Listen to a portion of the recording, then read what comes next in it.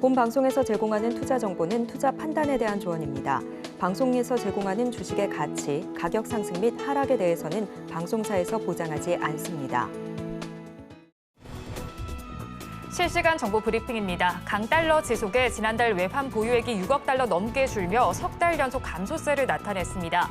한국은행이 오늘 발표한 2024년 6월 말 외환 보유액 통계에 따르면 지난달 말 기준 우리나라의 외환 보유액이 전월 대비 6억 2천만 달러 줄어든 4,122억 1천만 달러로 집계됐습니다.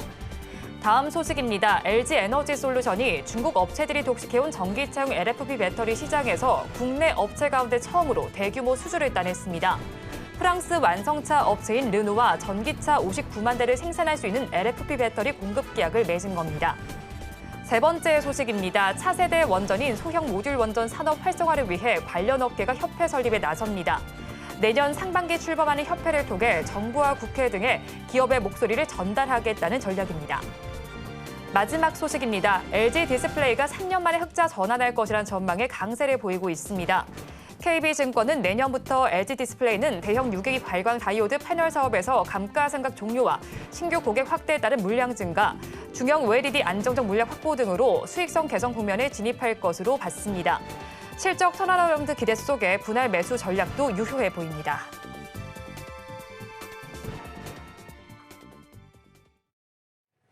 시청자 여러분 안녕하세요. 오늘을 돌아보고 내일을 준비하는 오늘장 내일장 2부 진행의 백선혜입니다. 장 마감까지 확실한 승부 전략과 내일장 주목할 섹터까지 제시해드리고 있습니다.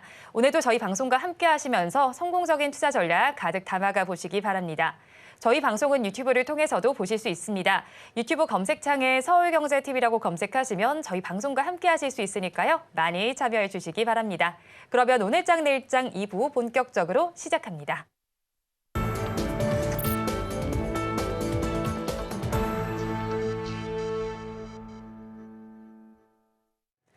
오늘도 두 분과 함께 시장에 대한 이야기 해보겠습니다. 글로원 파트너스 이성웅 이사, 이스토리 정태근 이사와 함께합니다. 어서 오세요. 네, 반갑습니다. 네, 오늘 우리 시장은 그래도 미국 시장에서 불어온 훈풍 덕분인지 양대 시장 모두가 강보합권 정도의 위치를 하고 있습니다. 지수 자체는 빨간불을 켜고 있는데 종목별의 분위기는 어떨까요? 일단은 종목별 분위기는 이제 종목별 등락 현황을 먼저 살펴보고 좀 말씀을 드리면 일단 어제만큼은 아니지만 그래도 오늘도 그렇게 좋지는 않아요. 코스닥 기준으로 보게 되면은 오늘도 하락 종목수가 1,167종목 정도 현재 형성이 되고 있거든요. 그리고 코스피 같은 경우도 618종목이 현재 하락을 하고 있습니다. 어제부터 시장의 특징이 뭐냐면 일부 제한된 종목들만 가는 흐름들이 좀 나오는 것 같아요. 전일 같은 경우는 뭐 바이오, 2차전지 강세를 보였다면 오늘 같은 경우는 어제 같은 경우에 금융주 그리고 바이오 강세를 보였다면 오늘은 2차전지 관련 종목들이 뭐 전반적으로 강세를 보이고 있다는 부분들이 일단 특징이다 볼 수 있을 것 같아요. 그리고 장 후반 쪽에서 일단 또 이제 태양광 관련 종목들이 올라오고 있다는 부분들도 뭐 특징이라고 좀 볼 수가 있을 것 같고요. 어쨌든 오늘 뭐 시장을 이끌고 있는 섹터는 단연 2차전지라 봐야 될 것 같아요. 테슬라 관련된 이슈가 좀 반영이 되게 되면서 전반적으로 2차전지 분위기가 괜찮은 상황들이 연출되고 있고요. 그리고 잘 아시겠지만은 LG 에너지솔루션이 또 LF 배터리를 또 이제 프랑스 르노사에 또 공급을 한다는 이슈가 나오게 되면서 LNF라든지 자이그리라든지 LG 에너지솔루션 같은 죄송합니다. 아모그린텍 같은 또 LF 배터리 관련된 종목들이 또 강세를 보이고 있다 보시면 될 것 같아요. 그래서 조금은 시장이 걱정되는 부분들이 있었는데 일단 코스피 같은 경우는 전반적으로 낙폭을 좀 많이 축소를 했고요. 그리고 코스닥 쪽이 0.6%가량 상승 흐름이 나오긴 하지만 어제의 이 2% 하락을 완전히 다 만회를 했느냐라고 보게 된다라면은 아니다라고 좀 봐야 될 것 같아요. 어저께 이제 코스닥이 장중에 낙폭이 좀 커지게 되면서 여러 가지 많은 얘기들이 나왔었지만 뚜렷한 얘기가 없었거든요. 근데 장 끝나고 난 뒤에 좀 살펴보게 되니까 기존 어떤 주도주의 어떤 불안감들, 그러니까 다시 주도주로서 시장에 이끌어줄까에 대한 어떤 불확실성 이런 부분들이 있었고 그리고 또 찾아보니까 일단 분위기가 전반적으로 금융투자소득세를 도입을 하고 저율분리과세를 그러니까 배당소득이라든지 이런 부분에 대해서 저율분리과세를 이제 도입을 하는 그런 식으로 좀 얘기가 나오고 있었는데 제가 봤을 때는 지금 말씀드린 금투세 도입 플러스 이제 배당소득세에 대해서 저율분리과세 이게 좀 신빙성이 있는 것 같아요. 왜냐하면은 글로벌 중에서 물론 그 아시아 쪽에 대만이 좀 하락을 하긴 했지만 유독 코스닥만 너무나 많이 빠졌거든요. 그래서 그런 부분들을 감안해 보게 된다라면은, 그리고 어저께 금융주가 또 강세를 보였다는 부분들을 보게 된다라면은 일단은 금투세 도입에 어떤 불안감들이 코스닥을 좀 짓누르고 있는 것이 아닌가라고 좀 봐야 될 것 같아요. 그리고 오늘 좀 아쉬운 부분은 5일선을 맞고 내려왔어요. 고가가 1.08%인데 838포인트, 그러니까 딱 5일선을 딱 맞고 떨어졌거든요. 네. 그래서 과연 지금 부분에서 바닥을 다질까, 아니면 반등, 아니면 더 추가적인 하락이 나올까에 대한 불안감이 좀 있는 것 같아요. 지금 아직까지 방향성을 뭐 바닥을 잡았다라고 보기 좀 힘들지 않을까 생각이 들거든요. 그러다 보니까 이런 불안감들도 오늘 코스닥 시장이 반등이 나오긴 했지만 그럼에도 불구하고 불안 요인이다라고 좀 말씀을 드려야 될 것 같아요. 그리고 어찌됐든 밸류업을 도입을 하게 된다라면은 코스닥 같은 경우는 배당이 상당히 좀 짜거든요. 그렇게 본다면 그 해당 사항이 없기 때문에 코스닥 증시가 좀 약세를 보이는 것 같고요. 그리고 지금 오늘 12시 반을 기점으로 해가지고 그 역동경제 로드맵이 공개가 됐어요. 공개가 됐는데 여기서 이제 주목해야 될 부분은 뭐 상속세라든지, 그리고 우리가 알고 있는 방금 말씀드린 배당 소득세에 대한 이런 부분들인데, 이게 이달 말에 세법 개정안에 포함이 될 예정인데 내용을 보니까 이게 말이 너무 어려워요. 저도 그 이제 방송 끝나고 이제 돌아가게 되면은 한번 저도 검토를 해봐야 될 것 같은데 말이 너무 어려워요. 많이 너무 어렵고 이게 실질적으로 큰 세제 혜택이 있냐라는 그런 생각이 좀 드는데, 이게 한 예를 들어보게 되면은 배당 소득이 1,200만 원 정도 되는 분이 기존에는 168만 원인데 이번에 그 개정된 걸 저율 분리과세 적용하게 되면 158만 원이랍니다. 10만 원이 크게 혜택이 느껴지나요? 아마 요것 때문에 오늘 금융주가 윗골을 좀 다는 게 아닌가 좀 생각이 들거든요. 그러니까 여러 가지 실망감들이 계속 시장을 지배를 하고 있다라는 것들이 제가 볼 때는 오늘 시장에, 그러니까 큰 테두리에서 제가 볼 때는 어떤 오늘 시장의 특징이지 않을까라는 생각이 들고, 어쨌든 상대적으로 소외되는 현상이 소외될 수밖에 없는 이런 현상들이 나오고 있다라는 게 저는 개인적으로 이제 최근 시장에서 그리고 오늘도 상당히 좀 아쉬운 부분이다라고 말씀드리고 싶네요. 네, 일단 코스닥이 반등을 하긴 하지만 아직까지 불안 요소가 잔존은 한 상황입니다. 왜 그런지 한번 살펴보면 일본 기준으로 추세선을 봤을 때 코스닥 지수 상대적으로 좀 부진한 흐름이 나타나거든요. 네. 완벽하게 좀 반등을 해야지 코스피와 비슷한 분위기가 연출이 될 것 같은데 네. 어떤 요인들이 선행이 돼야 할까요? 지금은 시장이 수급적인 측면을 봤을 때는 금투세의 영향을 반영을 하는 것 같아요. 네. 그렇다 보니까 코스닥 종목들 같은 경우는 좀 약한 모습이 연출이 되고 있고 장중에 변동폭도 커요. 그다음에 코스닥 대비해서 거래소 같은 경우가 상대적으로 좀 강도가 강해요. 수급에 대한 유입 강도도 강한데 오늘 약간의 반전이 오후에 그나마 다행히 나타나네요. 그러면 오늘 강한 종목들의 추이들을 좀 챙겨볼 필요가 있는데 프로그램 매매 쪽이 유입되는 종목들 위주로 좀 볼 필요가 있어 보입니다. 오늘은 HLB 같은 경우가 상한가에 도달을 했고 2차 전지 쪽이 돌려주는 모습들이고 반도체 쪽 중에서는 테크윙이 신고가입니다. 네. 그다음에 일부 종목들 같은 경우가 좀 올라오기는 한데 프로그램 매수의 강도들도 뭐 그렇게 강하지는 않아요. 오늘 강했던 종목들을 그래도 확실히 볼 필요가 있고 업종으로는 IT 쪽, 그다음에 제약바이오, 오늘 일부 움직이는 뭐 에너지 쪽, 네. 그 정도 같은 경우가 시장의 핵심으로 볼 수가 있겠습니다. 네, 오늘 움직이는 쪽까지 정리를 해주셨고 에너지 쪽 말씀을 해주신 만큼 에너지의 저장 장치 이야기로 바로 넘어가 볼게요. 섹터별로 봤을 때도 상위단에 위치를 하고 있습니다. 섹터 전반에서는 2%대 후반대의 강세가 나타나고 있고요. 월가에서도 사실 보면 테슬라의 자동차 사업보다는 ESS 쪽에 더 많은 가치를 부여하고 있더라고요. 네네. 자, 그렇다면 ESS 관련 주들 보유하고 계신 분들은 대응 전략 어떻게 짜면 좋을까요? 일단은 계속 가져가는 게 좋지 않을까라고 네. 생각 좀 하고 있거든요.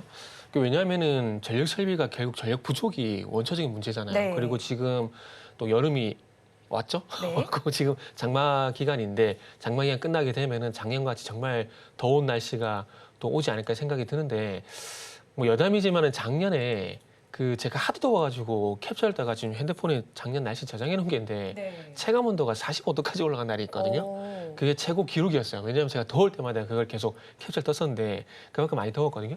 그러니까 지금 전반적으로 AI 산업이 발전하게 되면서 부족해놨던 전력 부족 현상이 생기고 있고, 그리고 이제 또 중요한 것은 여름철이 다가오게 되면서 전력 수요가 증가를 하게 되면서 또 전력 수요에 대한 부분들이 얘기가 나오는 상황들이고, 그리고 또 중요한 것은 이제 소위 말하는 게 신재생 에너지 같은 경우에 발전하고 난 다음에 이 발전하고 나니 남는 전력에도 저장을 할 만한 곳이 없다라는 점을 보게 된다면은 또 ESS가 지금 전력 설비가 시시만은 그런 연유 때문에 다시 가지 않을까 생각이 되거든요. 그리고 오늘 같은 경우 그런 연유가 아니라 앵커님께서 말씀하셨듯이 테슬라가 우리는 에너지 기업이다. 이 얘기를 하게 되면서 아마 저는 그 테마로 오늘 이제 동반적으로 상승이 나오는 게 아닌가 생각이 들어요. 왜냐하면은 오늘 테슬라 이슈 때문에 2차 전지도 가고 지금 ESS도 가고 이런 현상들이 나오고 있는 거잖아요. 그러니까 결국 테슬라 테마라고 좀 보는 게 맞다는 좀 생각을 하고 있고, 그런 관점에서 보게 된다라면은 일단은 테슬라 이슈는 그 결론을 좀 내보자면은 테슬라 이슈는 일단 결국 단기적인 테마로 봐야 될 것 같아요. 왜냐하면은 그러니까 어느 쪽에 무게 중심을 둘 거냐고 둘 건지에 대한 우리가 판단을 좀 해야 되거든요. 근데 테슬라가 물론 에너지에 대한 얘기, 뭐 ESS에 대한 얘기 하긴 했지만 그럼에도 불구하고 어쨌든 테슬라는 전기차 2차 전지에 더 강하게 반응한다라는 점을 보게 된다라면은 ESS 같은 경우는 단기 테마일 수밖에 없다는 부분들이 말씀드릴 수가 있을 것 같고, 그리고 지금 이번 달 들어와가지고 전력 설비 관련 종목들이 좀 쉬고 있는데 이런 부분이 다시 좀 움직여주게 된다라면은 그때 가서는 ESS 같은 경우에 일단은 지금 7월 달 들어왔고 장마기가 끝나게 된다면은 이번 달 중순 이후부터 좀 보는 게 좋지 않을까 좀 생각이 들거든요. 왜냐하면 다시 전력 설비가 움직여주는 것이 확인이 돼야 제가 봤을 때는 ESS도 같이 좀 움직여주지 않을까라고 생각이 들고, 거기에 플러스 해가지고 스마트 그리드 이쪽도 같이 아마 좀 테마로 엮이지 않을까라고 조금 조심스럽게 예상을 하고 있습니다. 네, ESS 관련 쪽은 이번 달 중순 이후 즉 전력 쪽이 조금 돌아서는 여부를 확인을 해보자라는 의견을 제시해 주셨고요. 근데 일단 시장 규모를 살펴본다면 2030년까지 360조 정도로 예상이 되는 만큼 좀 꾸준하게 관심을 가져볼 만한 섹터일 것 같은데 이사님 의견은 어떠실까요? 네, 전력 설비 쪽, 변압기 쪽을 예로 들면 여기에서 증설이 이제는 단행되기 시작을 했죠. 그다음에 HD 현대일렉 같은 경우는 선별 수주를 받고 있는 상황이에요. 그러면 우리가 공급자와 수요자를 별개로 이렇게 놓고 보면 수요자가 아니라 공급자가 가격 결정을 할 수 있는 위치까지 이거는 판이 짜여진 거죠. 그렇다 보니까 이게 추가로 증설을 하게 됐을 때 한 두세 차례 더 증설을 하게 되면 지금의 공급과 수요 같은 경우는 좀 균형을 나타내는 형태가 나타나겠죠. 그렇다 보니까 현재로는 아직 뭐 고점은 안 나왔다라고 봐요. 고점은 안 나왔다라고 보는데 그러면 주가들이 왜 변동성이 커지냐 이걸 생각을 할 필요가 있죠. 그건 이익 대비해서 시가총액 같은 경우 변압기 쪽에 글로벌 기업들의 상위 쪽 주가 수익 비율이 10배 후반 정도가 과거에 한참 변압기가 좋았던 노후 변압기 교체 시기 때 그때였거든요. 그렇다 보니 그 정도 상단에 왔을 때는 좀 피로도가 느껴지는 걸로 볼 수가 있습니다. 그러면 가격 조정이 나오겠죠. 가격 조정이 나오는데 주도주군들 같은 경우는 한 고점 대비해서 30% 정도는 깨지지가 않아요. 그렇다 보니까 가격 조정이 나왔을 때 그 정도 폭은 감안해서 충분히 매수에 대한 대응 부분을 전력기기 쪽 그다음에 전선 쪽 같은 경우는 열어둘 수 있고, 단 지금 시장 같은 경우가 종목들을 퍼뜨리는 것보다는 철저하게 1등주 위주로 볼 필요가 있어요. 1등주, 한 2등주 실적 발표 그때까지 놓고 보면 전력기기 쪽의 변압기는 HD 현대일렉트릭 중심으로 보시고 좀 HD 현대일렉트릭 실적 나오고 나서 거기에 좀 연결해서 뭐 재룡 전기 같은 경우까지 같이 연결해서 보시면 되겠습니다. 네, 연결해볼 종목까지 저희 전에 들었습니다. 에너지 이야기가 나온 만큼 오늘 태양광 에너지 쪽도 그렇고 풍력 에너지 쪽도 그렇고 흐름이 괜찮게 나타나고 있습니다. 태양광 쪽이 조금 더 부각이 되고 있는 것으로 보이는데 정부에서는 2030년 정도까지 태양광 6기가와트 정도를 보급한다는 소식이 들어오고 있습니다. 그 안에서 급등 양상이 보이는 종목들도 있는데요. 어떤 종목들이 있나요? 네, 맞습니다. 말씀하셨듯이 이제 태양광 관련 종목들 강세인데 지금 SN이 현재 20% 강세고 그리고 금양 그린파워가 19.5% 정도 강세입니다. 그리고 대면에너지도 마찬가지로 9% 정도 강세고요. 대면에너지는 조금 아쉽게 윗꼬리 달고 쭉 밀리고 있다는 게 좀 아쉽네요. 네. 장중에 26%가량 급등이 나왔었는데 지금 상승폭을 좀 많이 줄였다고 보시면 될 것 같아요. 뭐라 해야 될까요? 제가 방송 초반 브리핑에서 일단 지금 아시겠지만은 시장의 순환매에 대한 부분들을 말씀을 드렸는데 일단은 신재생 쪽 같은 경우도 그런 맥락에서 일단 먼저 보시는 게 맞다라고 생각이 들어요. 왜냐하면은 지금 태양광 플러스 해가지고 풍력 같은 경우에 이거를 전망하더라도 바이든 토론 때문에 네. 사실 분위기가 안 좋았거든요. 네. 근데 오늘은 또 아시는 좀 반대로 분위기가 또 반전이 돌아섰어요. 그러니까 이슈에 따라서 왔다 갔다 하고 있다라는 겁니다. 제가 결국 들으실 말씀은. 그러니까 금양 그린파워 같은 경우도 상당히 강한 모습이 나오고 있는데 아시겠지만 이제 오늘도 뉴스 나왔어요. 전국 산업단지에 원전 6개 규모의 태양광 보급 추진. 네. 이래가지고 이 뉴스가 나왔는데 그러니까 이슈에 따라서 계속 왔다 갔다 하고 있는 겁니다. 그렇기 때문에 이게 추세적인 상승은 아니고 이슈에 따라서 이렇게 반응이 나오고 있는 것들이기 때문에 이거를 사라고 말씀을 솔직히 드릴 수는 없을 것 같아요. 말 그대로 특징주로서 그냥 보는 게 맞지 않을까 좀 생각이 들고 그리고 저 개인적으로는 6월달 같은 경우는 잘 보세요. 지금 6월달 같은 경우 전차군단 그래가지고 삼성전자 그리고 현대차 그룹 갔었고 그리고 화장품 그리고 전력설비 방산 같은 것들이 강했었는데 7월달 들어와서 걔네들이 쉬게 되면서 바이오하고 2차 전지하고 금융이 가고 있잖아요. 그러니까 제가 이걸 왜 말씀드리냐면은 그러니까 제가 봤을 때는 조금 더 가져갈 만한 섹터들은 시장의 변화가 발생이 되게 되면서 바뀐 주도 쪽으로 가자는 게 맞다고 생각이 들고 그리고 이제 오늘 이제 나오고 있는 또 이제 태양광 에너지 풍력 같은 경우는 네. 이거는 말 그대로 당일 테마로 보는 게 저는 맞다고 생각이 들어요. 만약에 이렇게 또 강세가 나왔다가 만약에 또 바이든의 어떤 지지율이 뭐 떨어지고 있다, 뭐 교체 소식이 나오고 있다, 요 뉴스 나오게 되면 또 하락 테마로 또 부각되지 않을까요? 그렇다 보니까 제가 봤을 때는 그냥 당일 이슈에서 움직이는 부분들이 있기 때문에 네. 이거를 좀 추세적으로 가져가기 위해는 좀 불안감이 없잖아 있는 것은 사실이라 말씀드리고 싶고 그리고 혹시라도 이제 뭐 바이든이 뭐 재선이 돼가지고 가게 된다라면은 그래서 뭐 안도랠리 뭐 이런 거는 기대할 수 있겠지만은 지금은 글쎄요 저는 개인적으로 지금 상황에서는 미국 대선이 끝나기 전 최소한 만약에 뭐 신재생 쪽으로 접근하게 된다라면은 네. 저는 미국 대선에서 바이든이 당선되는 거 확인되기 전까지는 저는 이쪽은 안 건들 것 같아요. 그럼 바이든이 당선되는 여부를 살펴보자라는 의견이시네요. 네, 그렇다면 왜냐하면은 조금 전에도 말씀드렸지만은 그러니까 이슈에 따라서 계속 오락가락하고 네. 있잖아요. 하루는 뭐 이틀 전에는 뭐 바이든 대선 토론 그 이슈 때문에 하락했었다가 오늘은 또 정부에서 그런 뉴스가 나오다 보니까 근데 중요한 건 단지 조정을 한다 그랬잖아요. 근데 그게 내일 당장 되는 건 아니잖아요. 네. 그러니까 앞으로 될 이런 계획이 있다라는 그냥 그 기대감에 일시적으로 저는 반응을 했다라고 판단을 하는 거죠. 네, 자 그렇다면 이제 그 안에서 이제 풍력 네. 쪽으로도 살펴보니까 SK 이터닉스 오늘 5%대 강세 흐름 보여주고는 있거든요. 그런데 고가가 사실 지난 5월에 한번 있었습니다. 자 네네. 그렇다면 이걸 뭐 테마로만 부각이 된다라고 본다면 오늘장 반짝 상승에 그치게 되는 걸까요? 그러니까 제가 당일 테마로 보자고 말씀드린 이유가 뭐냐면 네. 그러니까 이터닉스가 많이 나왔으니까 말씀드리면은 오늘만 볼 게 아니라 최근에 추세를 한번 보자고요. 네. 제가 추세를 보게 되면은 지금 날짜를 보게 되면 이게 SOFC 관련돼가지고 이슈가 됐었다가 이슈가 되면서 급등이 나왔다가 지금 5월 27일부터 쭉 이제 하락 추세거든요. 그리고 더욱 중요한 건 오늘 반등이 나왔다가 5일 전에 회복 못 시키고 다시 제자리로 내려왔거든요. 그럼 지금 화면에도 나오고 있지만은 이건 누가 보더라도 지금 하락 추세라고 보는 게 맞지 않을까요? 지금 화면에 나오고 있지만은. 네. 그러니까 만약에 오늘 뭐 거래량 실려주게 되면서 혹시라도 5일선과 21선 동반 쪽으로 뚫어주게 되는 만약에 양봉이 나왔다. 그러면 조금 얘기가 달라질 수가 있겠지만은 지금 화면 보시면 아시겠지만 지금은 누가 보더라도 오늘 양봉이 나왔다고 하더라도 네. 그럼에도 불구하고 아직까지 하락 추세 연장이라고 보는 게 저는 맞다라고 생각이 들어요. 네, 그렇다면 지금 일단은 하락 추세의 연장이다라고 신재생 에너지 쪽을 정리를 해주셨고요. 이사님께도 한번 다시 질문을 한번 드려볼게요. 그런데 구글이 블랙록과 함께 대만의 태양광 에너지 프로젝트에 참여한다는 소식도 들려온 만큼 뭐 대선 이슈도 있지만 이 이슈도 부각해서 좀 긍정적인 전망도 해볼 수 있지는 않을까요? 핵심은 수요의 네. 회복이에요. 그런데 태양광 모듈 같은 경우는 아직 남아있는 재고가 평소보다 한 2배 정도는 돼요. 그래서 이 재고가 줄어드는 거를 확인하면서 주가들은 반응을 할 텐데 때마침 얘기가 나왔던 건 아까 맨 처음에 얘기를 해주신 것처럼 AI를 탑재한 데이터 센터 같은 경우는 전력 소모가 크죠.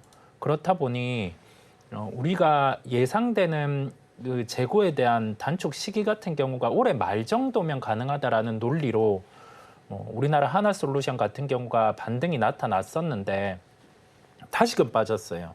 그 이유가 신재생에너지 쪽 같은 경우를 감안을 해보니 미국 대선 같은 경우가 가까이 있는 거예요. 그렇다 보니까 좀 여기에서는 정책에 대한 변화 가능성으로 종목들이 빠졌고 미국 시장에서도 보면 지금 우리가 수소와 연관되는 블룸에너지라든지 아니면 태양광과 연관되는 퍼스트 솔라 같은 경우가 주가가 좀 약합니다. 약한 부분이 있다 보니까 여기에서 무리해서 신재생에너지 쪽에 태양광 풍력 쪽으로 종목들을 펼치기보다 대체 에너지 쪽, 신재생에너지 쪽을 매매하신다고 하면 원전 같은 경우가 주가가 좀 빠졌죠. 네. 그래서 원전 같은 경우랑 또는 이제 접근할 수 있는 건 ESS 쪽 정도로 네. 그 정도로 보시면 되겠습니다. 네, 오히려 에너지 쪽 본다면 원전과 ESS 쪽을 바라보시면 좋겠습니다. 이어서 바로 종가 베팅할 섹터로 넘어가 보겠습니다. 자, 이사님, 요즘에 다시 또 밸류업 관련된 기대감이 부각이 되고 네네. 있는 것 같습니다. 그래서 이제 금융주에서도 강세 흐름이 나타나고 있는데 최근에 밸류업 프로그램과 관련된 종목군들의 추세는 어땠습니까? 7월 달, 그러니까 6월 달, 그러니까 7월 달 이전까지는 네. 이제 현대차 그룹에 제한되는 모습이 있었는데 7월 달 들어와서는 조금 분위기가 바뀌는 것 같아요. 금융 쪽으로 가고 있고 그리고 현대글로비스 그리고 이제 오늘 가지고 온 종목들. 현대글로비스는 정말 아까워요. 네. 좀 조정받으면 저도 사고 싶었거든요. 제가 쪼개고 늘리는 걸 별로 좋아하지가 않습니다. 그게 뭐냐면 대표적인 액면분할, 무상증자. 그러니까 대부분의 기업들이 무상증자 액면분할 하고 나온 다음에 주가가 간 사례가 거의 없어요. 대표적으로 최근에 에코프로. 액면분할 하기 전에는 대부분 전문가들이 뭐 액면분할 하게 되면 주가가 가니 많이 뭐 그런 얘기 많이 했었잖아요. 지금 아무도 얘기 안 해요. 진짜 그런 분들 보면 솔직히 저는 화가 납니다. 그러니까 액면분할하고 무상증자 하고 난 뒤에 간 기업들이 안 간 기업이 없는 건 아니에요. 있어요. 있는데 확률적으로 봤을 때 한 20개 기업이 액면분할하고 무상증자를 하게 되면은 한 19개 기업은 안 가요. 1개 정도 갈까? 근데 뭐 이미 말이 생김에 추가적으로 말씀을 드리면 현대글로비스는 제가 봤을 때는 이거는 착한 무상증자. 그러니까 이 무상증자를 하고 해마다 배당금을 5% 이상 올리겠대요. 그러면은 이런 걸 했을 때 수혜가 되는 사람이 분명히 있거든요. 있기 때문에 하지 않겠습니까? 그런데 그게 누굴까요? 쪼개고 배당을 늘리고 대주주. 근데 그 대주주가 의선이 형, 정의선 회장이거든요. 이분이 지금 현대글로벌스의 지분을 20% 갖고 있거든요. 그래서 지금 현재 지분이 750만 주예요. 근데 무상증자를 하게 되면 1,500만 주로 늘어나게 되거든요. 근데 거기다가 작년에 배당을 6,300원을 했거든요. 근데 배당을 12,000까지 올린대요. 네. 그러면 1,500만 주에 1,500만 주가 되는 상황에서 이제 12,000원의 배당을 하게 되면은 이게 1,800억이 돼요. 새해 전이지만. 왜 이렇게 할까요? 물론 이게 사실인지 루머인지 모르겠지만 이제 정몽구 전 회장의 네. 유독설 얘기가 있었잖아요. 근데 이게 없는 얘기는 아닌 것 같아요. 왜냐하면 예전에 이건희 회장 같은 경우도 그런 얘기가 있었는데 실제로 맞았었잖아요. 지금도 정몽구 회장도 마찬가지로 봅니다. 그러면은 뭘 해야 되냐? 상속세 마련해야 되거든요. 지금 이제 정몽구 회장이 가지고 있는 현대차라든지 현대모비스의 지분을 보게 되면은 한 20조 가량이 돼요. 그러면은 단순 계산으로 이분 같은 경우는 상속세를 내가 한 60% 상속세를 내야 되거든요. 그럼 12조 가량의 상속세 재원을 마련해야 됩니다. 그러면은 분명히 현금도 뭐 연부연납을 하던 물납을 하던 분명히 현금 필요하거든요. 그러니까 제가 봤을 땐 그럴 연유가 있다라는 것들이죠. 그리고 금융주 같은 경우는 아까도 금융주 같은 경우는 금투세 도입을 하게 되고 그리고 이제 만약에 저율 분리과세를 하게 된다라면 배당소득세 하게 된다라면 누가 혜택을 보느냐? 외국인입니다. 기관과 외국인은 법인세를 내기 때문에 금투세에 해당이 안 돼요. 그 매매 차익까지 공짜죠. 그럼 얘네들은 이 배당 때문에 주가를 올리는데 매매 차익도 가져가게 되고 배당에 대해서도 비거주자 같은 경우는 22%이긴 하지만은 법인을 국내 쪽으로 옮겨서 아마 그 다 조정을 할 겁니다. 그러면은 절반 정도 줄어들 게 세율이 절반 정도 줄어들 거거든요. 외국인들이 수혜가 될 수밖에 없다는 거죠. 그리고 이제 오늘 가지고 나온 제가 말이 길어서 바로 종목 얘기할게요. 한국셀석유. 네. 요 회사도 배당이 장난이 아닙니다. 배당이 장난이 아니에요. 요거를 이제 작년 같은 경우 배당을 DP했어요. 주당 배당금이 25,000원이거든요. 25,000원인데 이 회사 같은 경우는 쉘 페트롤이라고 해가지고 53.85%의 지분을 가지고 있어요. 그러니까 그 로얄 더치셀 있잖아요. 그 회사의 한국 지사라 보시면 돼요. 절반 정도를 이 회사가 이제 지분을 가지고 있는 상황이거든요. 거기다가 해마다 그 해마다 배당이 계속 올라가요. 지금 연간 기준으로 보게 되면은 이 DPS를 보면 되는데 16,000원, 14,000원, 19,000원, 18,000원, 작년에 25,000원이었어요. 올해 또 배당이 더 늘어날 가능성이 높거든요. 그러면 이런 그 밸류업에 대한 이슈가 있다라면은 제가 봤을 때는 이런 기업들이 당연히 부각이 될 수밖에 없다라는 겁니다. 그래서 차트를 보시면 이 차트 좀 보여주시겠어요? 차트를 보시면은 그래서 그 작년 같은 경우도 배당락 이후에 주가가 빠지긴 했지만은 바닥을 다지고요. 22만 원 부근에서 최근에 30만 원까지 지금 화면을 보시면은 자 이렇게 화면을 좀 넓힐게요. 배당락 때 주가가 빠졌다가 좀 밀고 난 다음에 22만 원대에서 지지를 받고 계속 올라왔어요. 왔다가 30만 원 부근에서 조금 쉬었다가 오늘 다시 달리려고 고개를 쓱 내리밀고 있다는 거죠. 그래서 어찌 보면은 밸류 관련돼 가지고 오늘 이제 KB금융을 가져오려고 그랬거든요. 근데 이미 좀 어제 오르고 오늘 올라가지고 대안으로 한국셀석이라는 종목을 선택했습니다. 이 종목은 노출이 많이 안 돼 있어요. 노출이 많이 안 되고 그만큼 거래도 많지는 않거든요. 그런데 밸류 관련돼 가지고 매매 차익 플러스 그리고 배당 수익률까지 보게 되면은 상당히 매력적인 종목이라는 생각이 들어요. 이 종목이 작년에 물론 시가 배당률이긴 하지만은 작년에 DPS 25,000원 배당을 하게 되면서 이제 중요한 것은 시가 배당률이 10.3%였습니다. 상당히 고배당이죠. 그렇기 때문에 외국인들 입장에서 투자 입장에서 상당히 매력적인 종목이다라고 생각이 듭니다. 그리고 이대로 이제 뭐 하반기까지 저는 상승을 할 거라고 보거든요. 그래서 오늘은 한국 셀석유를 일단 준비를 했고요. 일단 목표가는 34만 원, 손절가는 29만 5천 원 이렇게 말씀드리도록 할게요. 네, 종가 베팅할 첫 번째 종목 한국셀석유를 바라봤습니다. 이어서 이 이사님께서 가지고 오신 섹터도 살펴볼게요. 제약 바이오 섹터인데 최근에 제약 바이오 섹터는 비만 치료제 쪽이 부각을 받는 모습이잖아요. 네. 이쪽을 조금 더 중점적으로 봐야 할까요? 네, 비만 치료제 쪽이 약간의 노이즈가 네. 발생을 했어요. 그게 바이든 대통령 같은 경우가 비만 치료제의 가격 인하를 언급을 했어요. 가격 인하, 합리적으로 가격을 자율적으로 낮춰라라는 언급을 했고 여기에 대해서 우리가 생각할 점은 그만큼 뭐 시장에 대해서 영향을 미친다는 거죠. 구매, 소비 여기에 영향을 미치다 보니까 그런 요구를 한 것으로 보이고 그러면 비만 치료제 같은 경우는 저가에 대한 제품을 출시할 수 있는 기술력을 가진 기업 또는 제네릭사 같은 경우가 부각이 가능합니다. 우리가 이 점을 초점으로 놓고 지금은 뭐 비만과 관련된 종목, 우리나라의 강한 종목들을 미리 내릴 필요는 없어 보여요. 네. 미리 매도할 필요는 없다라는 거죠. 그걸 생각하면서 다만 제네릭사와 연관되는 종목을 찾아서 접근할 필요가 있겠습니다. 네, 그럼 제네릭사 관련된 종목이라면 삼천당 제약을 가지고 오셨는데 네. 앞으로의 상승도 긍정적으로 기대를 해봐도 될까요? 네, 앞으로의 상승 도전은 긍정으로 무게를 두고 제약바이오는 빠르게 매도를 안 해도 돼요. 지금은. 꾸준히 볼까요? 네, 저는 시간이 좀 이어진다라는 생각이고 삼천당 제약은 일본의 제약사와 먹는 위고비 복제약 판매를 가계약을 했습니다.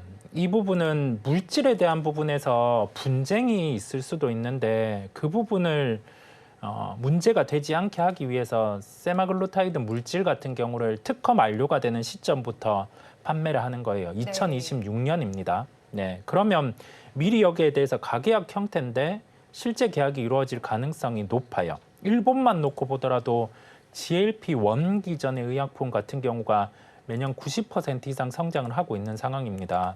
네, 이 부분을 놓고 우리나라 기업들에서 좀 해외와 협력해서 좀 이렇게 제품을 만들어낼 수 있는 기업들 같은 경우는 과거는 기술 수출 형태였다고 하면 이제는 로열티 형태의 계약이 나타날 수 있어요.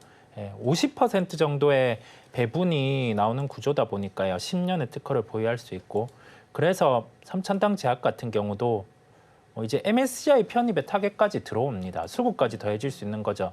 한 6조 원의 시가총액 같은 경우는 터치를 할 수 있습니다. 그 부분까지 감안해서 목표가는 22만 원을 제시를 하고요.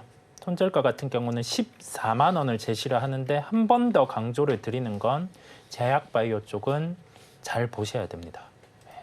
네, 삼천당 제약에 대해 의견까지 들어봤고 제약 바이오죽 잘 봐야 한다라는 의견까지 정리를 해주셨습니다.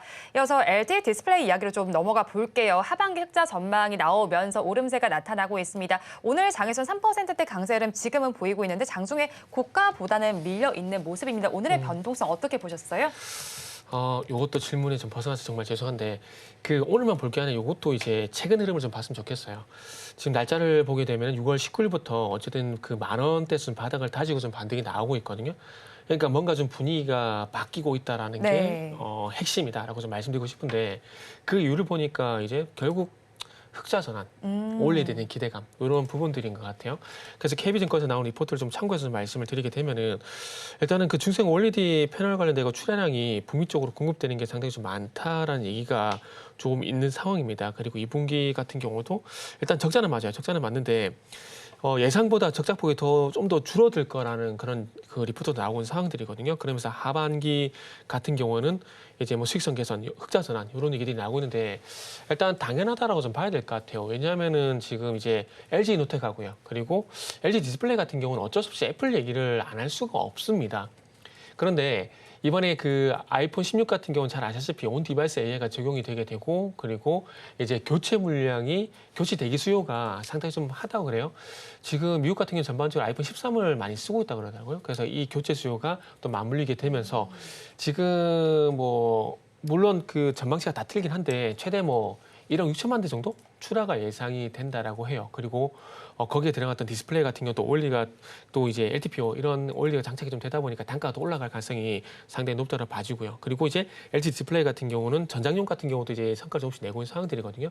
그래서 앞으로 어쨌든 이 LG 디스플레이 같은 경우는 이제 OLED 쪽으로 비중이 좀 커지게 되고 거기에 이제 시장이 좀 주목을 하게 된다라면은 저는 충분히 매력 있는 종목이다 생각을 하고 있어요. 그리고 과거에 지금 말씀드리고는 이슈로 해가지고 상승이 나왔었는데 그게 언제였냐면은 2020년 초반에서 2021년도 초반까지 한 1년간 그런 흐름들이 있었고 과거에 또 2017년도 마찬가지로 그런 흐름들이 있었거든요. 그래서 아마 이런 것들이 한 2년에 한 번씩 이런 패턴이 와요. 흑자 전환 모멘텀에서 상승이 나오는 경우가. 그래서 지금 LG 디스플레이가 그 3년 주기, 2년 주기 그게 좀 다가온 게 아닌가 생각이 들고 이 상승에 대한 어떤 연유는 이제 방금 말씀드렸듯이 흑자 전환에 대한 기대감들이고요. 그 차트적으로 봤을 때는 일단 어쨌든 요 종목은 이제 작년 7월달, 그러니까 2023년도 7월달 이후부터 보게 되면 241선이 지금 저항권으로 작용이 되고 있거든요.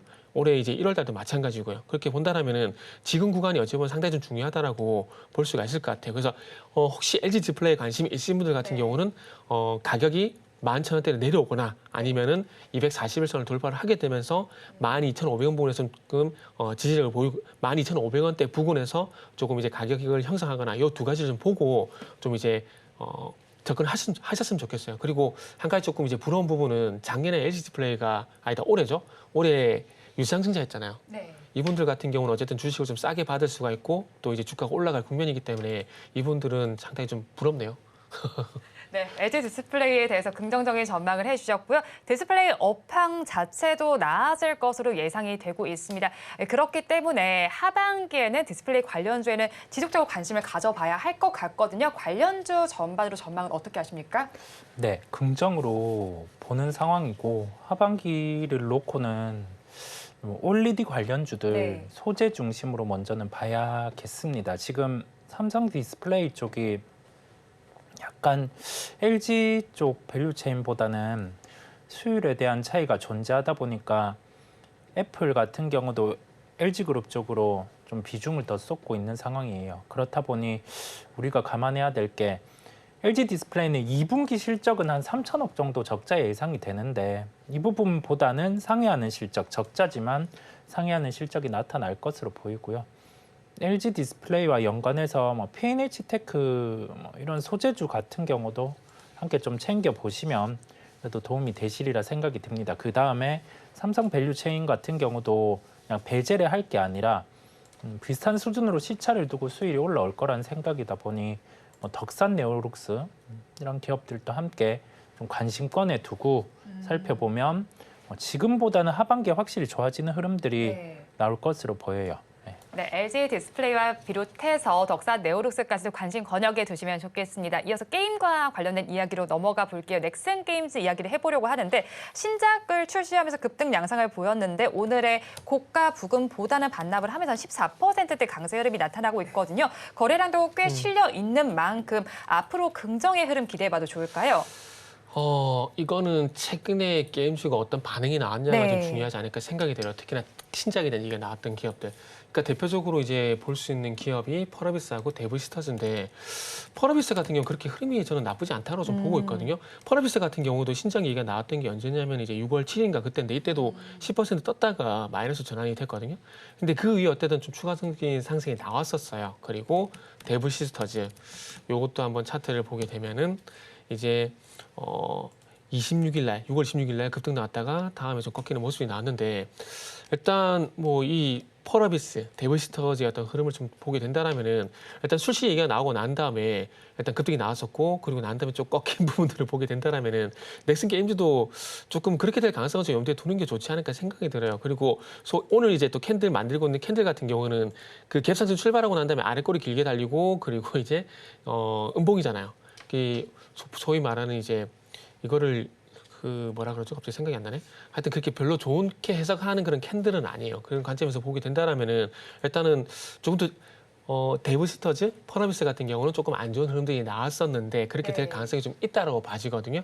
그렇기 때문에 넥슨 게임즈도 일단 한 2, 3일 정도는 더 지켜봐야 될 것 같아요. 지금 상황에서는 아마 기대감이 오늘 반영이 됐고 그리고 기대감 선반영으로 해서 조정받을 가능성이 있기 때문에 일단 다시 한번 바닥 확인 여부 일단 보시라는 말씀을 좀 드려보고 싶네요. 네, 넥슨 게임즈 다시 한번 좀 바닥을 확인을 해봐야겠습니다. 자, 그런데 게임주는 전반전 상반기에 부침을 겪지 않았습니까? 그래서인지 증권가에서는 하반기부터는 반등 기대감도 나오더라고요. 이사님의 의견도 궁금한데요. 하반기의 반등을 우리가 미리 예단을 하기보다 네.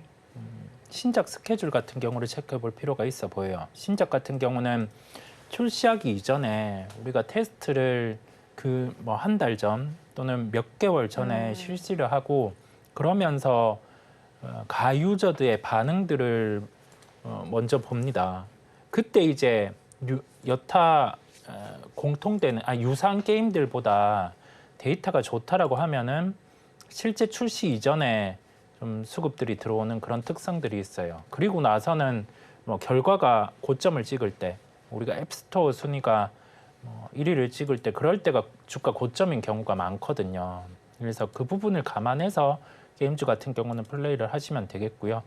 실적 추정치에 대한 변화가 긍정인 거는 크래프톤. 네. 그다음에 최근에 시장 같은 경우가 좀 수급이 빈 쪽이 반응을 하다 보니까 그런 종목은 NC소프트가 있는데 저는 그래도 상대적으로 크래프톤의 우위를 지금은 좀 두고 싶고 한 상황입니다. 예, 그래서 그 정도로 좀 참고를 하고 신작 스케줄에 따라서 종목 매매를 하시는 게 나음을 제가 말씀을 드립니다. 네, 역시나 게임주는 신작 스케줄을 확인을 해볼 필요가 있어 보입니다. 이어서 마감 동시효과 구간 우리 시장 어떤 분위기 나타내고 있는지 살펴보겠습니다. 우리 양대 시장은 모두 강보합권 정도에서 마무리가 될 예정인데요. 마감 동시효과에 진입하고 난 이후에 코스피 지수 조금 더 힘을 내주나 싶더니 조금은 살짝의 힘이 딸리고 있는 모습입니다. 0.55% 강세 보여주면서 2,796선에 마감을 할 것으로 예상이 되고 있고요. 코스닥 지수 역시도 비슷한 흐름이 나타납니다. 마감 동시효과 구간 진입을 했을 때가 가장 좋았고요. 점차 살짝은 지금 변동성이 나타나면서 완만한 기조 보여주고 있습니다. 0.65%의 강세로 835선의 종가세를 준비하고 있습니다. 다음으로 수급 상황으로 넘어가서 살펴보겠습니다. 코스피 시장 먼저 살펴보겠습니다. 오늘 코스피 시장은 어제와 반대되는 수급 양상이 나타나고 있습니다. 외국인과 기관의 쌍끌이 매수가 나타나주고 있고요. 개인 투자자들이 홀로 팔고 있습니다. 외국인은 500억 원대, 기관은 1,800억 원대로 매수 흐름 보여주고 있고요. 개인 투자자들이 2,300억 원 넘게 덜어내고 있습니다. 코스닥 시장으로 넘어가서 살펴보겠습니다. 코스닥 시장에서는 오늘 외국인이 홀로 사고 있습니다. 1,800억 원 규모로 담아내고 있는데요. 기관과 개인 투자자들 동반 매도에 나섭니다. 기관은 오늘 1,000억 원 넘게 덜어내면서 2거래일 연속 매도 양상 펼쳐주고 있고요. 개인 투자자들은 400억 원 넘게 팔아는 장세가 펼쳐지고 있습니다. 마감 동시효과 구간에 진입하면서 우리 시장 종목별로 달라진 흐름 어떤 게 있었을까요, 이사님? 네, 일단 전반적인 종목들 흐름들 같은 경우는 일단은 앵커님 질문하신 거에 대해서 좀 부응을 하고 싶은데 네. 큰 변화는 없고요.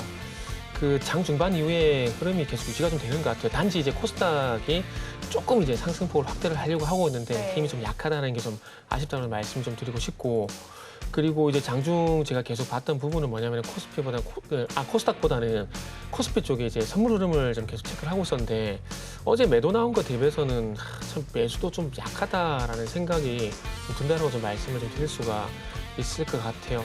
그래서 이런 부분이 좀 많이 좀 아쉽다라는 말씀 좀 드릴 수 있을 것 같고, 어쨌든 비만 치료제 관련돼가지고 한국 BNC라는 종목이 상승폭을 좀 더 확대를 시켰다는 부분들, 뭐 이런 것들을 뭐 특징이라고 좀 봐야 될 것 같아요. 그리고 HLB 같은 경우도 안전하게 상한까지 안착이 되게 되면서 마무리 짓는 모습들도 좀 특징이라 볼 수가 있을 것 같고요. 제가 개별 종목 좀 계속해서 말씀을 드리고 있는데 일단 계속 제한된 종목들 쪽으로만 수급 쏠림 현상이 계속 지속이 되는 것 같아요. 이게 아마 4월 달부터인가 이런 얘기가 아마 공공연하게 많이 나왔을 건데 아직도 일부 종목으로만 어떤 쏠림 현상이 나오고 있다는 것들이 상당히 좀 아쉽다는 말씀 드릴 수 있을 것 같아요. 예를 들게 되면은 6월 달 6월 말 같은 경우도 아시겠지만 현대차하고 삼성전자 쪽으로 이제 제한된 수급이 유지되게 되면서 코스닥이 네. 소외된 현상이 있었잖아요.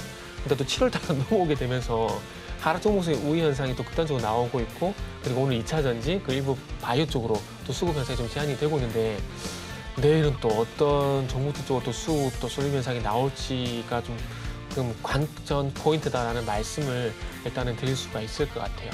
네, 내일 종목별로 어떤 흐름이 나오는지 관전 포인트로 살펴보시면 좋겠고요. 마감 동시효과 구간을 지나서 코스닥 시장 그래도 조금 더 힘을 내주는 모습이 나타나고 있습니다. 0.75%대 강세로 마감할 것으로 보입니다. 마감 동시효과 구간 함께 하셨습니다.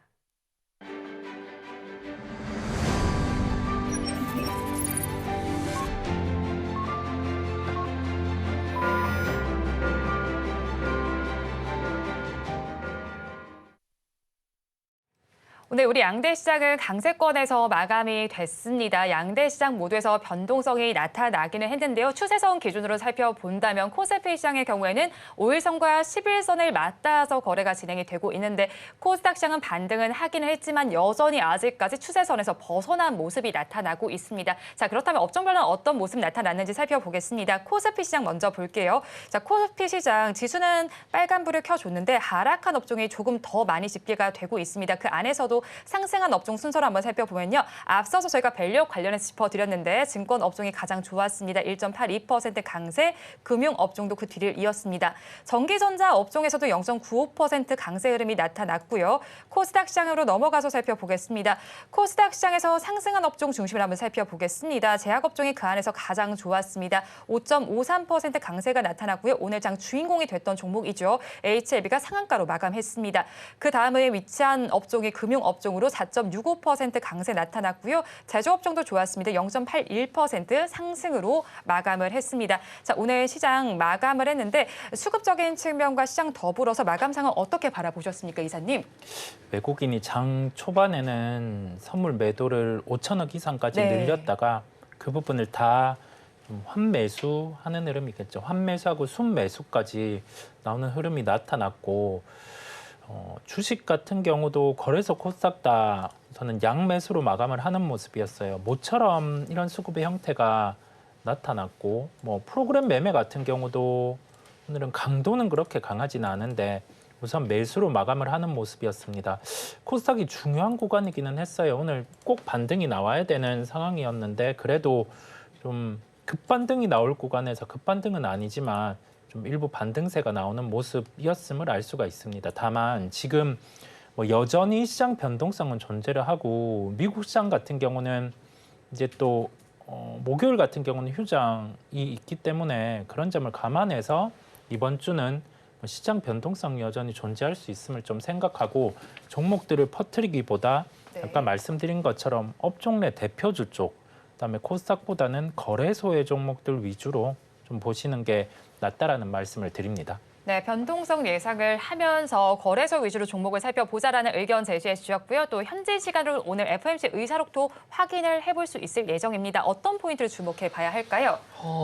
일단은 이제 그 파월이 이번에 이제 그 연설에서 얘기 나왔잖아요. 네. 거기서 일부분 기대가 될 만한 내용들을 얘기했기 때문에 FOMC의 의사록이 중요하긴 하지만은 그럼에도 불구하고 일단 긍정적인 얘기한 부분들이 있기 때문에 크게 신경 안 쓸 가능성이 높을 것 같아요. 만약에 기존에 했던 얘기를 똑같이 뻐꾸기처럼 했다라면은 아마 FOMC 의사록에서도 어떤 불안한 얘기를 한 건 아닌가라는 그런 심리가 좀 작용이 될 수가 있는데 어쨌든 연설에서 긍정적인 얘기를 한 부분들이 있기 때문에 아마 시장에서는 그게 크게 그러니까 그전만큼의 어떤 영향력은 나오지 않을 가능성이 높지 않을까 생각 좀 하고 있습니다.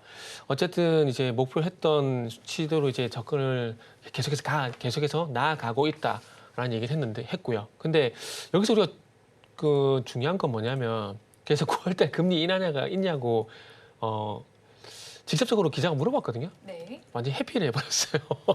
그게 저는 관전 포인트라고 좀 생각이 드는데 뭐 어쨌든 뭐 시장 보고 싶은 건 보잖아요. 보고 싶은 건 보고 이전보다는 이제 파월의 어떤 판단이 상당히 조금 이제 긍정적으로 바뀌었다. 뭐 여기에 좀 포커스를 좀 맞추는 것 같아요. 그래서 아마 이 분위기가 지속이 될 거기 때문에 아마 FOMC 의사록 같은 경우는 이미 예상하고 있듯이 기존에 했던 얘기 아마 리바이벌 된 내용들이 주된 내용일 겁니다. 그런데 시장이 그렇게 신경을 쓰지 않을 것 같아요. 왜냐하면 지나간 것보다는 앞으로 다가올 거에 대해 신경을 쓸 수밖에 없는 부분들이거든요. 그렇기 때문에 FOMC 의사록 같은 경우는 물론 중요한 부분이 맞긴 하지만은 제가 볼 때 영향력이 그래도 좀 낮다라고 좀 생각을 하고 있습니다.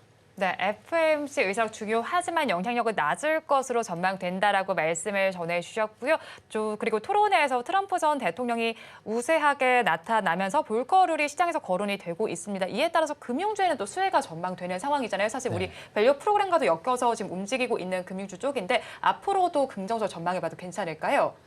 그냥 뭐 해외 쪽 같은 경우는 별개라는 생각이 들고요. 네. 해외 쪽은 별개고 우리나라는 지금 배당 분리과세 같은 경우는 거의 확정적으로 보여요. 그다음에 밸류업과 관련된 프로그램을 놓고 좀 제도적으로 오늘 인터뷰에서는 강력하게 추진한다는 걸 보여줬고 뭐 여기에서 상법 개정안과 그런 부분들이 추진되면 뭐 지주사와 함께 금융주 같은 경우도 또 한 번 더 시세가 날 수 있을 것으로 보여요. 그렇다 보니까 우리가 관련된 종목들을 좀 챙겨볼 필요가 있는데 지배구조 개편 관련해서는 아까 뭐 현대차그룹 쪽, 뭐 글로비스, 모비스 이런 종목들이 있겠고 금융주 중에서 상대적으로 덜 오른 게 삼성그룹의 삼성생명 같은 경우가 있습니다. 그래서 그런 종목들도 좀 같이 챙겨볼 필요가 있음을 말씀을 드립니다.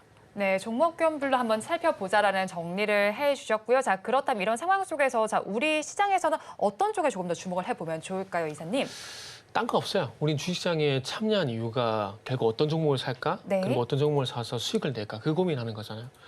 그러면은 결국 업종, 종목이다라고 생각을 하고 있습니다. 그래서 말씀드리고 싶은 부분은 7월 달러 넘어오게 되면서 바이오, 금융, 2차 전지 이쪽에서 반응이 나오는 상황들이기 때문에 그쪽에서 일단은 답을 찾는 게 맞다라고 생각이 듭니다. 시장 상황에 따라서 유연하게 대응을 하는 게 좀 맞다라고 생각을 하고 있거든요. 그러다 보니까 방금 말씀 그런 섹터를 보는 게 우선적으로 맞다고 생각이 들고 뭐 개별주는 개별주 나름대로 다시 뭐 좀 봐야 되겠지만은 큰 축은 일단 뭐 그렇게 되지 않을까 좀 생각이 좀 들고 있는 상황들이에요.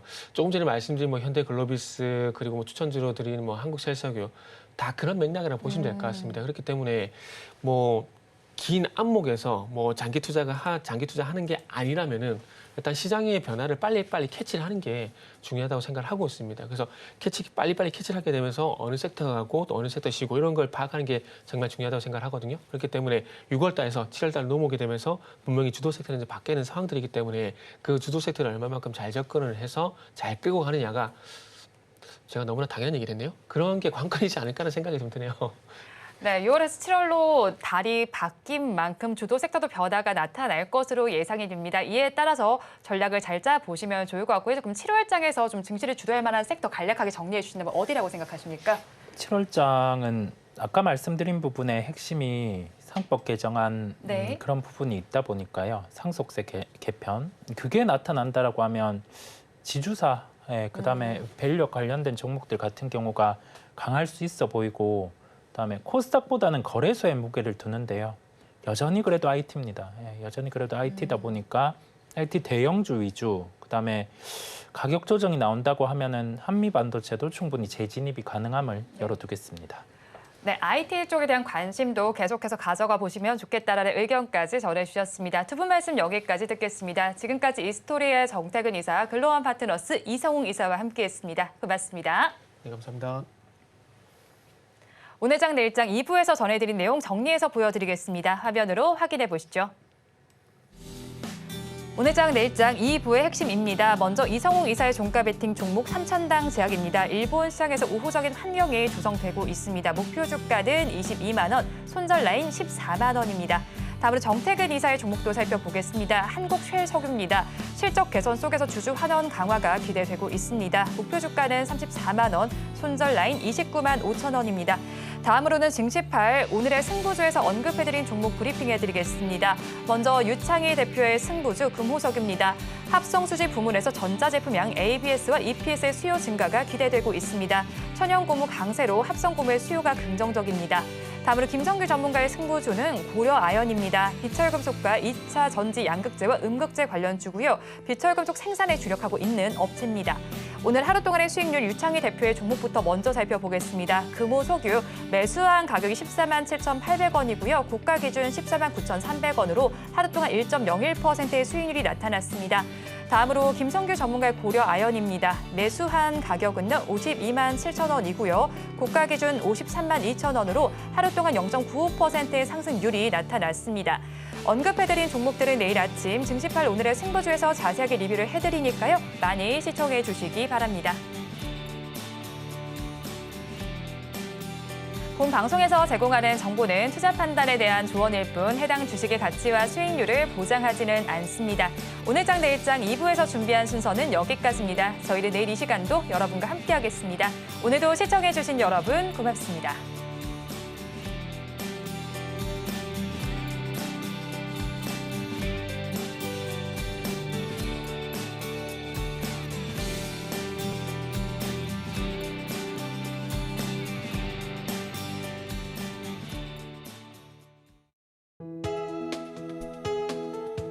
본 방송에서 제공하는 투자 정보는 투자 판단에 대한 조언입니다.